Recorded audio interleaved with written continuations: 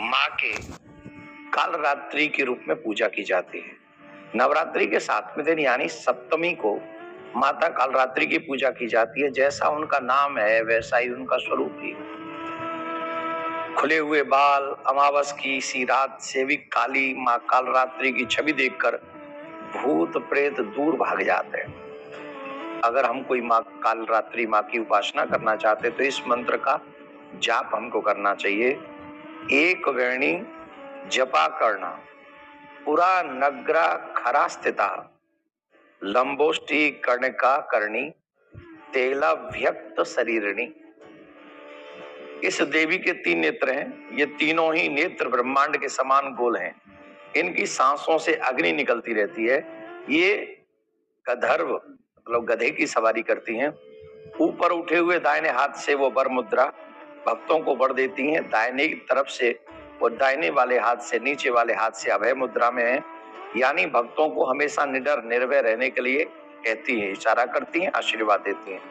नाम से अव्यक्त होता है कि माँ दुर्गा का यह सातवीं शक्ति कालरात्रि के नाम से जानी जाती है, अर्थात जिनके शरीर का रंग घने अंधकार की तरह एकदम काला है। नाम से ही जाहिर है कि इनका स्वरूप भयानक है।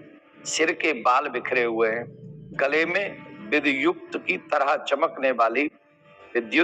चमकने वाली बिजली की तरह चमकने वाली माला धारण करती हैं। यहाँ पर खुले हुए बालों का जिक्र है। जब भयानक स्वरूप होता है तब बाल खोल के माँ रण में उतरती हैं। तो नवरात्रों में हैं माताएं, उनको थोड़ा सा सावधान होना चाहिए।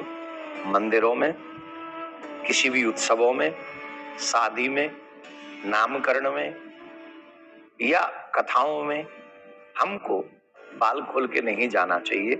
इसे अपशगुन माना गया है। ठीक है, तो इस बात को यह नोट कर लें कि माँ रण में अपने बाल खोलकर दुष्टों का दमन करती है, तो बाल खोलना अशुभ माना गया है। इसको थोड़ा सा ध्यान रखें। माँ की कथा क्या है, कालरात्रि माँ की कथा क्या है, उसको ध्यान से सुने। जब देवासुर संग्राम हो रहा था, देवता और असुरों का युद्ध हो रहा था, उस समय दैत्य शुंभ, निशुंभ और रक्तबीज, इनके भयानक युद्ध से देवता डर गए थे, भयभीत हो गए थे और वो शंकर भगवान के पास में दौड़े दौड़े गए थे।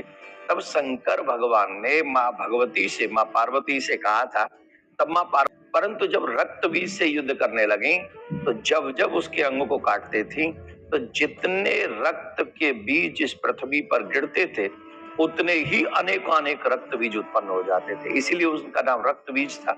एक बूंद गिरेगी तो एक रक्त बीज खड़ा होगा, वहीं से प्रकट हो जाएगा। वो बीज था, रक्त नहीं था एक तरीके से। तो इस दृश्य को देखकर माँ दुर्गा सोचने लगी कि अब इसका वध कैसे किया जाए। तो लाखों रक्त बीज जब उत्पन्न हो रहे थे तो दुर्गा जी ने अपने तेज से कालरात्रि को उत्पन्न किया। इसके बाद जब दुर्गा जी ने रक्त बीज को, जब उसे युद्ध करने के लिए गई तो एक हाथ में खड्ग ले लिया और एक हाथ में उनके में खप्पड़ था, और एक भी रक्त की बूंद पृथ्वी पर नहीं गिरने दी। लाखों रक्त बीजों का वध किया लेकिन एक भी बूंद पृथ्वी पर नहीं गिरने दी, क्योंकि अगर पृथ्वी पर गिरेगी तो तमाम और रक्त बीज उत्पन्न हो जाएंगे। इसलिए उन्होंने खप्पर में भर लिया, उसको रक्त बीज का वध कर दिया।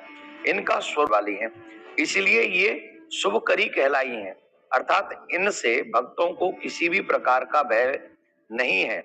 ये हमेशा उनकी उपासना करने वालों को ब्रह्मांड की सारी रिद्धियां सिद्धियां प्रदान करती हैं। मानो दरवाजे खोल देती हैं कि तुम मेरी उपासना करोगे तो तमाम रिद्धि सिद्धि तुमको हम प्रदान कर देंगे।